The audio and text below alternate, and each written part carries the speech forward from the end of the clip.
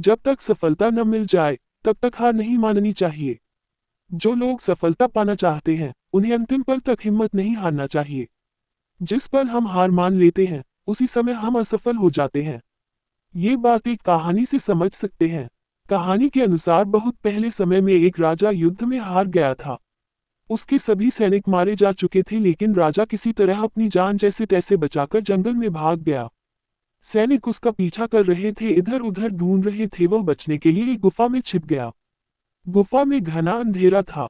सैनिक राजा को जंगल में खोजते खोजते उस गुफा तक पहुंच गए।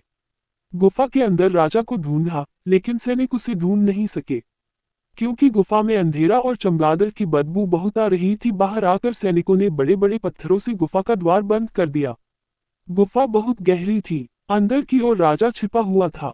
वह काफी थक चुका था। भूख प्यास की वजह से बेहाल हो रहा था। उसके शरीर में ताकत भी नहीं बची थी। शत्रु सैनिक गुफा बंद करके वहां से चले गए तो राजा अंदर बैठा बैठा सोच रहा था कि अब तो उसका जीवन खत्म हो गया। वह गुफा से कभी बाहर नहीं निकल पाएगा। राजा निराश हो चुका था। तभी उसे माँ की एक बात याद आई। उसकी माँ कहती थी कि कुछ तो कर, यूं ही मत मर।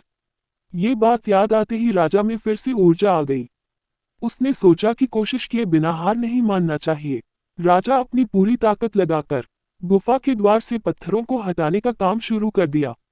बड़े बड़े पत्थर हटाने के लिए कड़ी मेहनत लग रही थी। राजा ने बड़े बड़े पत्थर खिसका दिए। किसी तरह राजा ने बाहर निकलने की थोड़ी सी जगह बना ली थी। राजा गुफा से बाहर निकला और अपने मित्र राजा के पास पहुंच गया। मित्र राजाओं की मदद से उसने शत्रुओं को पराजित कर दिया और अपना राज्य वापस प्राप्त कर लिया। सीख: इस कहानी की सीख यही है कि हमें सफलता मिलने तक हार नहीं माननी।